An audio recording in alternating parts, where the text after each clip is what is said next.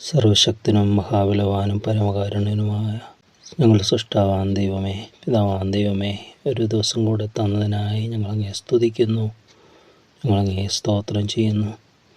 അനുദിനം അനുനിമിഷം പിതാവേ, നിന്നോട് ചേർന്നിരിപ്പാനും നിൻ്റെ കാര്യങ്ങൾ ഗ്രഹിപ്പാനും ഞങ്ങളെ ആത്മീക സത്യങ്ങൾ ഞങ്ങൾക്ക് മനസ്സിലാക്കി തരണമേ. ഗ്രഹിക്കുന്നത് അപ്പോൾ ഞങ്ങളുടെ ജീവിതത്തിൽ പ്രാവർത്തികമാക്കുവാനുള്ള ആത്മബലവും ആത്മശക്തിയും ഞങ്ങൾക്ക് പ്രദാനം ചെയ്യണമേ. അകമയുള്ള മനുഷ്യനെ ശുദ്ധീകരിക്കുകയും ശക്തിപ്പെടുത്തുകയും ചെയ്യണമേ. അപ്പോൾ നന്ദിയോടെ ഞങ്ങളങ്ങേ സ്തുതിക്കുന്നു. എല്ലാ കൃപകൾക്കായി ഞങ്ങളങ്ങേ സ്തുതിക്കുന്നു. തുറന്നും കൂടെ ഇരിക്കണമേ. തിരുവചന സത്യങ്ങളെ ഗ്രഹിപ്പാണ്ട് അവിടെ ഞങ്ങളുടെ ആത്മനയനങ്ങളെ, ഞങ്ങളുടെ ഹൃദയങ്ങളെ അവിടെ പ്രകാശിപ്പിക്കണമേ. അവിടുത്തെ ദിവ്യ വെളിപ്പാട്ടിനാൽ ഞങ്ങളെ ഓരോരുത്തരോട് നിറയ്ക്കണമേ എന്ന് പ്രാർത്ഥിക്കുന്നു. ഒരു ദിവസം കൂടെ ദൈവം നമുക്ക് ദാനമായി തന്നതിനായി ദൈവത്തിന് സ്തോത്രം. ദൈവിക സത്യങ്ങൾ, ദൈവവചനം, അത് എന്നേക്കും മാറ്റമില്ലാത്തതാണ് ദൈവവചനം. എത്രയോ തലമുറകളിൽ രാജാക്കന്മാർ, ഭരണകൂടങ്ങൾ, വിജ്ഞാനികൾ നടിച്ചവർ, യുക്തിവാദികൾ, നിരീശ്വരൻ, എത്രയോ വ്യക്തികളാണ് ഈ തിരുവചനങ്ങൾക്കെതിരെ എഴുന്നേറ്റിട്ടുള്ളത്, നശിപ്പിക്കുവാനും ഒക്കെ. എന്നാൽ അതിനെ എതിർക്കുന്നവരോടും അത് സ്നേഹമാണ് കാണിക്കുന്നത്. തിരുവചനത്തെ എതിർക്കുന്നവർ ഒത്തിരി പേരുടെ സാക്ഷ്യമുണ്ട്. ഭാരതത്തിൽ സിഖ് മതത്തിൽ, ഇത് പഞ്ചാബിൽ നിന്നും നാളുകൾക്ക് മുമ്പ്, വർഷങ്ങളായി അദ്ദേഹം ആധുനിക അപ്പോസ്തലൻ അറിയപ്പെട്ടിരുന്ന വ്യക്തിയാണ്, സാധു സുന്ദർ സിംഗ് എന്ന് പറയുന്നത്. അദ്ദേഹം ഒരു മിഷൻ സ്കൂളിൽ പഠിക്കുമ്പോൾ അവിടെ നിന്ന് ബൈബിൾ കൊടുത്തു. എന്നാൽ ആ ബൈബിൾ തീ കത്തിച്ചു കുട്ടികളുടെ മുമ്പിൽ വെച്ച്. ചെറുകുട്ടിയായിരിക്കുമ്പോഴാണ്, ഹൈസ്കൂൾ ക്ലാസ്സിൽ പഠിക്കുമ്പോൾ കുട്ടികളുടെ മുമ്പിൽ വെച്ച് ഒരു ഹീറോ. ഇത് അത്രയ്ക്ക് തീഷ്ണത, അവരുടെ മതത്തെക്കുറിച്ചുള്ള തീഷ്ണതയാണ് അവരെ അതിനെ പ്രേരിപ്പിച്ചത്. അതേ കരങ്ങൾ കൊണ്ട് ആ തിരുവഴുകളെടുത്ത് ലോകം മുഴുവനും പ്രഘോഷിക്കുവാൻ ദൈവം ആ വ്യക്തിയെ തിരഞ്ഞെടുത്തു. ഒത്തിരി സാക്ഷ്യങ്ങളുണ്ട്, കേരളത്തിൽ തന്നെയുണ്ട് ഒത്തിരി പേരുടെ സാക്ഷ്യങ്ങൾ. ഇന്നും, അന്നല്ല ഇന്നും, എന്നും എക്കാലത്തും അങ്ങനെയാണ്. എതിർത്തവരെ കൊണ്ട് അതിനെ ഉയർത്തുന്നതായ ദൈവത്തിൻ്റെ സ്നേഹം, ദൈവത്തിൻ്റെ സ്നേഹമാണ്. അല്ലാതെ ഉടനെ അവനെ ശിക്ഷിച്ച് അങ്ങനെയല്ല. ദൈവം ക്ഷമയോടെ അവന് അവസരങ്ങൾ കൊടുത്ത് ആ തീഷ്ണത കണ്ട് അതേ തീഷ്ണത അവൻ ദൈവികതയിൽ ചെലുത്തും. അഗസ്റ്റീനോസിൻ്റെ ഒരു പ്രാർത്ഥനയാണ്, സെയിൻറ്റ് അഗസ്റ്റീനോസിൻ്റെ ഒരു പ്രാർത്ഥന. തിന്മയിൽ ജീവിച്ചിരുന്ന കാലത്ത് എങ്ങനെ തിന്മയോട് അതായത് തിന്മയിൽ അതിന് ആറാടിയ കാലങ്ങൾ, ദൈവമേ അതുപോലെ എനിക്ക് നിനക്കായി വിശുദ്ധിയിൽ, ദൈവിക പ്രമാണങ്ങൾ, ദൈവിക വേലയിൽ എനിക്ക് വർദ്ധിച്ചു വരണമെന്ന് പ്രാർത്ഥിക്കുകയാണ്. അപ്പോൾ ആ ഭാവങ്ങൾ മാറിയെന്നുള്ളൂ. ഒന്ന് അശുദ്ധമായിരുന്നു, രണ്ട് വിശുദ്ധമായി മാറുകയാണ്. ഇത് തന്നെയാണ് അത് നമ്മുടെ ഈ ജീവൻ്റെ വചനമാണ്. വചനത്തെക്കുറിച്ചാണ് നമ്മൾ പറഞ്ഞത്. അപ്പോൾ ഈ വചനം നമ്മൾ ചിന്തിക്കുന്ന, എനിക്കത് എന്നേക്കും മാറ്റമില്ലാത്ത വചനം, സ്വർഗത്തിൽ എന്നേക്കും സ്ഥിരമായിരിക്കുന്ന വചനം, അതിന് ഭക്തിക്കും നമ്മുടെ എല്ലാറ്റിനും ആവശ്യമായിരിക്കുന്ന ഈ തിരുവചനത്തിലുണ്ട്. അത് നമ്മൾ ബുദ്ധി ഉപദേശിച്ച് നടത്താൻ ഏറ്റവും നല്ല ഇതാണ്. ഇന്നൊത്തിരി മോട്ടിവേഷണൽ സ്പീക്കേഴ്സിനെ കൊണ്ട് നിറഞ്ഞിരിക്കുന്ന ഒരു കാലഘട്ടം. അവരെന്താ മോട്ടിവേറ്റ് ചെയ്യുന്നത്? അവർ ആ വീണുപോയ മനുഷ്യനെ പിന്നെയും ഉയർത്തി നിർത്താൻ ശ്രമിക്കുക. അവൻ പിന്നെയും വീഴില്ലേ? അവൻ തന്നിൽ തന്നെ ബലവാനല്ല, ശക്തനല്ല, അവൻ സർവ്വതിനും യോഗ്യനല്ല എന്നും. എന്നാൽ എന്താണ് ദൈവികതയുടെ പ്രത്യേകത എന്ന് പറയുന്നത്? അത് ദൈവമാണ് സകല. ദൈവത്തിൽ നമുക്ക് ആശ്രയിക്കാം.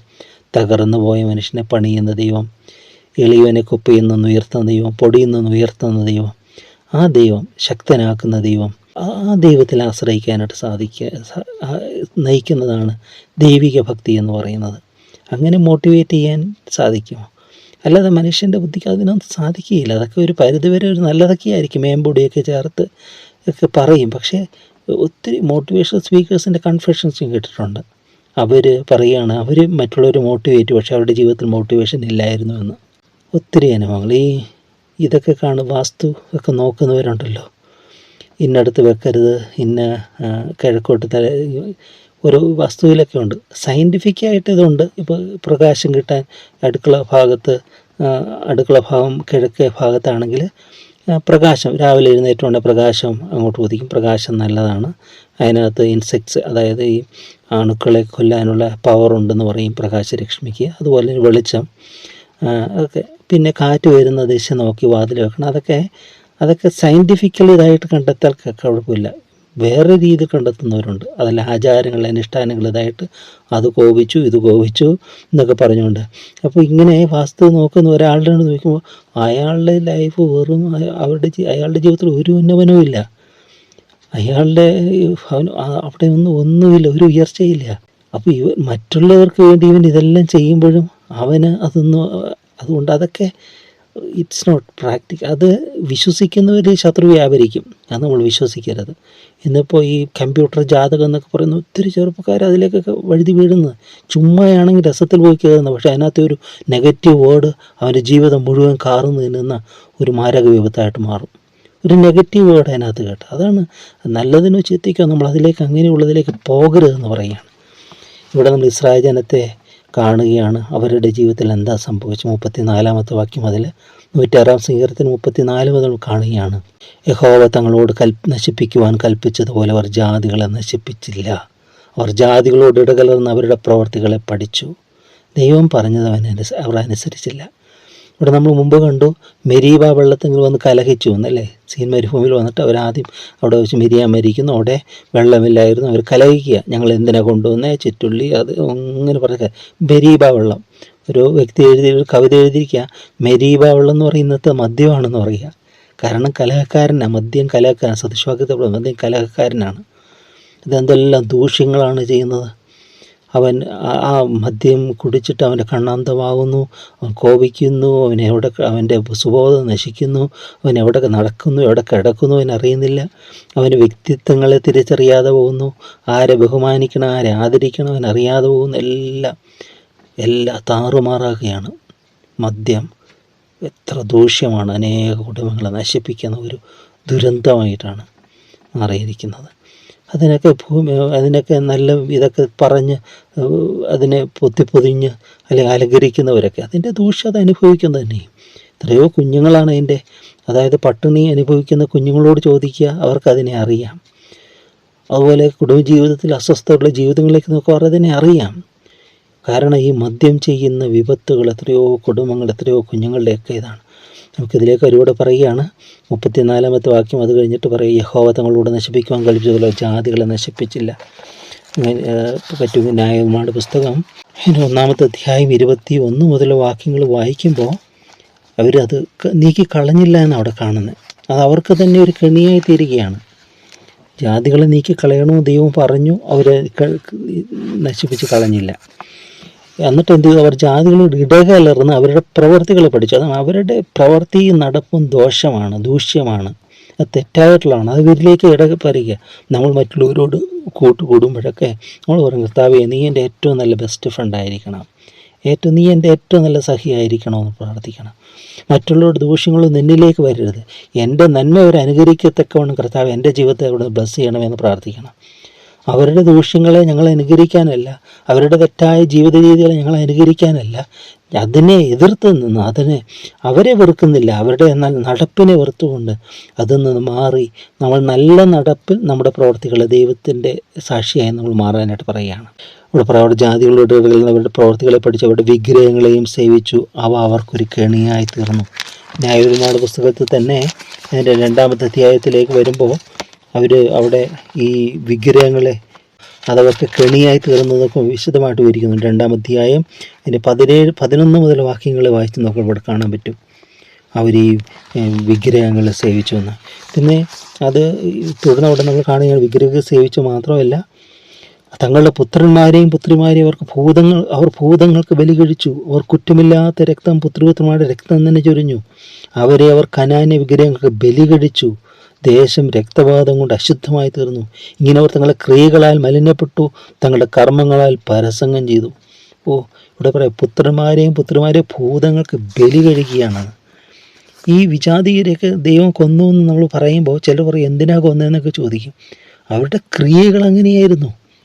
അത് വ്യാപരിക്കുകയായിരുന്നു ദേശം. അതുകൊണ്ടാണ്, കാരണം പിഞ്ചു കുഞ്ഞുങ്ങളെ അവിടെ നിർത്തിയിരിക്കുന്ന വലിയ വിഗ്രഹങ്ങൾ, ഈ ഉരുക്കുകൊണ്ടും ഇതൊക്കെ ചെമ്പ് കൊണ്ടും ഒക്കെ ഉണ്ടാക്കിയ വിഗ്രഹങ്ങൾ, അതിൻ്റെ ഇടയിൽ തീയിട്ട് പഴിപ്പിക്കും. അത് അകം പൊള്ളയായിരിക്കും. എന്നിട്ട് അതിൻ്റെ കൈ അതിങ്ങനെ നീണ്ടിരിക്കും. അവരുടെ ദൈവം എന്നാണ് പറയുന്നത്. ആ കയ്യിലേക്ക് പിഞ്ചു കുഞ്ഞിനെ എടുത്ത് വെച്ച് കൊടുക്കും. ആ കയ്യിലിരുന്ന് ആ കുഞ്ഞ് എരിഞ്ഞ് അത് ബലിയർപ്പിക്കുന്ന ഈ ദൂഷ്യങ്ങൾ എത്രയോ തലമുറകളിലേക്ക് നാശമാവർത്തിക്കുന്നത്. അതുകൊണ്ട് ദൈവം അവരെ നശിപ്പിക്കുക. കാരണം ആ കുഞ്ഞുങ്ങളല്ലാതെ മരിച്ചു അവർക്ക് ദൈവരാജ്യങ്ങൾ കിട്ടും. അവരെയും കൂടെ തെറ്റിച്ച് കളയുന്ന ഒരു സമൂഹമായിട്ട് മാറിയത് കൊണ്ടാണ് പഴയ നിയമത്തിൽ നമ്മൾ കാണുന്നത്. അവർ ദൈവം യുദ്ധം ചെയ്ത് അവരെയൊക്കെ നശിപ്പിക്കുന്നതായിട്ട് നമ്മൾ കാണുന്നുണ്ട്. അപ്പോൾ അത് ആ തിന്മ വർദ്ധിക്കുന്നത് കൊണ്ടാണ് അവർ ഭൂതങ്ങൾക്ക് ബലി കഴിക്കുന്നു. ഇവിടെ പറയുകയാണ് കനാന്യ വിഗ്രഹങ്ങൾക്ക് ബലി കഴിച്ചു. അത് രാജാക്കന്മാരുടെ പുസ്തകത്തിൽ വരുമ്പോൾ കാണാം. രണ്ട് രാജാക്കന്മാരുടെ പുസ്തകം 17-ാം അധ്യായത്തിലേക്ക് വരുമ്പോൾ കാണുകയാണ് 7 മുതൽ വാക്യങ്ങൾ ഇസ്രായേൽ മക്കൾ മിസ്രയീം രാജാവ് ഫറവോൻ്റെ കൈക്കീഴിൽ നിന്ന് വിടുവിച്ച് മിസ്രയീം ദേശം പുറപ്പെടുവിച്ച് കൊണ്ടുവന്ന തങ്ങളുടെ ദൈവമാഹോട് പാപം ചെയ്ത് അന്യ ദൈവങ്ങളെ ഭജിക്കുകയും യഹോവ ഇസ്രായേൽ മക്കളുടെ മുമ്പ് നീക്കിക്കളഞ്ഞിരുന്ന ജാതികളുടെ ചട്ടങ്ങളെ അവയെ നടപ്പാക്കിയ ഇസ്രായേൽ രാജാക്കന്മാരുടെ ചട്ടങ്ങളെ അനുസരിച്ച് നടക്കുകയും ചെയ്തുകൊണ്ട് ഇങ്ങനെ സംഭവിച്ചു. ഇസ്രായേൽ മക്കൾ തങ്ങളുടെ ദൈവമായ യഹോവയ്ക്ക് വിരോധമായി കൊള്ളരുതാത്ത കാര്യങ്ങളെ രഹസ്യമായി ചെയ്തു. കാവൽക്കാരുടെ ഗോപുരം മുതൽ ഉറപ്പുള്ള പട്ടണം വരെ തങ്ങളുടെ എല്ലാ പട്ടണങ്ങളും പൂജാഗിരികൾ പണിതു. ഉയർന്ന കുന്നിന്മേലൊക്കെയും പച്ചവൃക്ഷത്തിന് കീഴിലൊക്കെയും വിഗ്രഹസ്തംഭങ്ങളും അശേരാ പ്രതിഷ്ഠകളും സ്ഥാപിച്ചു. യഹോവ തങ്ങളുടെ മുമ്പിൽ നിന്ന് നീക്കിക്കളഞ്ഞിരുന്ന ജാതികളെ പോലെ അവർ സകല പൂജാഗിരികളിൽ ധൂപം കാട്ടി യഹോവയെ കോപിപ്പിക്കുവാൻ തക്കവണ്ണം ദോഷമായുള്ള കാര്യങ്ങൾ പ്രവർത്തിച്ചു. ഈ കാര്യം ചെയ്തതെന്ന് യഹോവ അവരോട് വിലക്കിയിരുന്ന വിഗ്രഹങ്ങളെ അവർ ചെന്ന് സേവിച്ചു. എന്നാൽ യഹോവ സകല പ്രവാചകന്മാരും ദർശകന്മാരും മുഖാന്തരം ഇസ്രായേലിനോടും യഹൂദയോടും നിങ്ങളുടെ ദുർമാർഗ്ഗങ്ങളെ വിട്ട് ഞാൻ നിങ്ങളുടെ പിതാക്കന്മാരോട് കൽപ്പിച്ചതായ എൻ്റെ ദാസന്മാരുടെ പ്രവാചകന്മാർ മുഖാന്തരം നിങ്ങൾക്ക് അയച്ചു വന്നതുമായ ന്യായപ്രമാണത്തിന് ഒത്തവണ്ണമൊക്കെ എൻ്റെ കൽപ്പനകളെയും ചട്ടങ്ങളെയും പ്രമാണിച്ച് നടക്കുമെന്ന് സാക്ഷീകരിച്ചു. എങ്കിലും അവർ കേൾക്കാതെ തങ്ങളുടെ ദൈവമായ യഹോവയെ വിശ്വസിക്കാതിരുന്ന പിതാക്കന്മാരെ പോലെ ദുശ്ശാഠ്യം കാണിച്ചു. ഇങ്ങോട്ട് വരുമ്പോഴത്തേക്ക് കാണുകയാണ് ഇവർ ഈ ക്രിയകളാൽ അവർ മലിനപ്പെട്ടു എന്ന് പറയും. അതുകൊണ്ട് നമ്മൾ ഒരിക്കലും വിജാതികളുടെ വഴികൾ, തെറ്റായ ആചാരങ്ങൾ, അന്ധവിശ്വാസങ്ങൾ അതൊന്നും നമ്മൾ നമ്മുടെ ജീവിതത്തിൽ പാലിക്കരുത്. അതിന്നൊക്കെ വേറിട്ട് നിൽക്കണം. ശരീരപ്രകാരം നമുക്ക് ലോകം വിട്ട് പോകാൻ പറ്റില്ല. പക്ഷേ നമ്മുടെ മനസ്സുകൊണ്ടും ചിന്തകൊണ്ടും വിചാരം കൊണ്ടും അതിൽ നിന്ന് അതിനോട് ചേരാതെ സത്യത്തോട് ചേർന്ന് ജീവനുള്ള ദൈവത്തിലെ ആശ്രയിച്ച് നമുക്ക് നൽകാൻ സാധിക്കും. അവിടെ ഇവിടെ 38-ാമത്തെ വാക്ക് പറയാം, അവർക്ക് കുറ്റമില്ലാത്ത രക്തം പുത്രിപുത്രന്മാരുടെ രക്തം തന്നെ ചൊരിഞ്ഞു. അവർക്കൊരു മടിയില്ലായിരുന്നു. കാരണം അവർക്ക് അനുഗ്രഹമാണ്. ഇന്നും അങ്ങനെ ബലികളൊക്കെ നടക്കുന്നുണ്ട്. ഓരോരുത്തർ അപായപ്പെടുത്തി നരബലിയൊക്കെ തെറ്റാണ്. അവർ കനാന്യ വിഗ്രഹങ്ങൾ ബലി കഴിച്ചു. ദേശം രക്തപാതം കൊണ്ട് അശുദ്ധമായി തീർന്നു. ഇങ്ങനെ അവർ തങ്ങളുടെ ക്രിയകളാൽ മലിനപ്പെട്ടു, തങ്ങളുടെ കർമ്മങ്ങളാൽ പരസംഗം ചെയ്തു. നമ്മുടെ പ്രവൃത്തികൾ ദൈവത്തിന് പ്രസാദകരമായിരിക്കണം. കർത്താവേ, എൻ്റെ വായിലെ വാക്കുകളും എൻ്റെ ഹൃദയത്തിലെ ധ്യാനവും നിനക്ക് പ്രസാദകരമായിരിക്കണമേ എന്ന് ദാവീദ് പ്രാർത്ഥിക്കുന്നുണ്ട്. നല്ല ചിന്തകൾ ദൈവത്തിൻ്റെ ആത്മാവിനാൽ നമ്മൾ നിറയപ്പെട്ട് ദൈവഭക്തിയോടെ നമ്മൾ ജീവിക്കുമെങ്കിൽ നമ്മുടെ നടപ്പും പ്രവൃത്തികളും എല്ലാം നല്ലതാകും. കാരണം നമ്മുടെ ഹൃദയസിംഹാസനം കർത്താവിന് വേണ്ടി ഇട്ട് കൊടുക്കുക. ഇന്നൊക്കെ എത്രയോ പുൽക്കൂടുകൾ ഒരുക്കുകയാണ് ജനങ്ങളല്ലേ, വാങ്ങിക്കാനും ഉണ്ടാക്കാനൊക്കെ ജനങ്ങൾ പാടുപെടുക. എന്നാൽ നമ്മുടെ ഹൃദയം അതൊന്നും ആരും നോക്കുന്നില്ല. നമ്മുടെ ഹൃദയമാകുന്ന പുൽക്കൂടത്തിൽ യേശു കർത്താവ് വന്ന് ജനിച്ചാൽ അവിടെ എല്ലാം അനുഗ്രഹങ്ങൾ വരികയാണ്. അവിടെയാണ് ജ്ഞാനികൾ വരുന്നത്. ജ്ഞാനം വരും, വിവേകം വരും, അല്ലേ? അവിടെ അനുഗ്രഹങ്ങൾ വരും. പൊന്ന്, മൂര്, കുന്തിരിക്കം, പ്രാർത്ഥന, അതെല്ലാം കാണിക്കുന്ന. പൊന്ന് വിശുദ്ധിയെ കാണിക്കുന്നു, കുന്തിരിക്കം അത് പ്രാർത്ഥനയെ കാണിക്കുന്നു, ധൂപം എല്ലാം. ഇതെല്ലാം നമ്മുടെ ജീവിതത്തിൽ യേശു നമ്മുടെ ഉള്ളത്തിലുള്ളപ്പോൾ ഇതെല്ലാം നമ്മളിലേക്ക് വരികയാണ്. വിജ്ഞാനികളല്ലേ വന്നിരുന്നു, 3 പേര് വരുന്നത്. അതുകൊണ്ട് ജ്ഞാനം നമുക്ക് തരികയാണ്. ആത്മജ്ഞാനം തരുന്നു, ഭൗതിക ജ്ഞാനം തരുന്നു, എല്ലാം ദൈവം ഉയരത്തിലെ ജ്ഞാനം കൊണ്ട് ദൈവം നമ്മളെ നിറയ്ക്കുന്നു. അതുകൊണ്ട് നമുക്ക് എല്ലാം ദൈവസന്നിധിയിലേക്ക് സമർപ്പിക്കാം.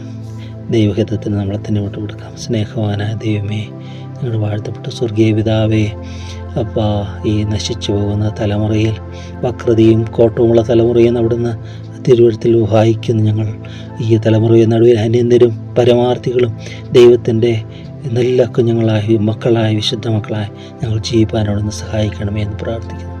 അതിനാൽ ഇവിടുത്തെ പരിശുദ്ധാത്മാവനായി ഞങ്ങളെ സഹായിക്കണം യേശുവേ.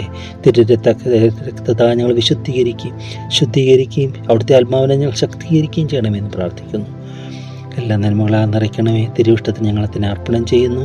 തിരുഹിതം അറിഞ്ഞ് അത് ചെയ്യുവാൻ ഞങ്ങളെ അവിടുന്ന് ശക്തീകരിക്കണമേ. അപ്പം തന്ന എല്ലാ കൃപകൾക്കായ സ്തുതി, മകനവും മഹത്വം അവിടുന്ന് മാത്രം എടുക്കണമേ.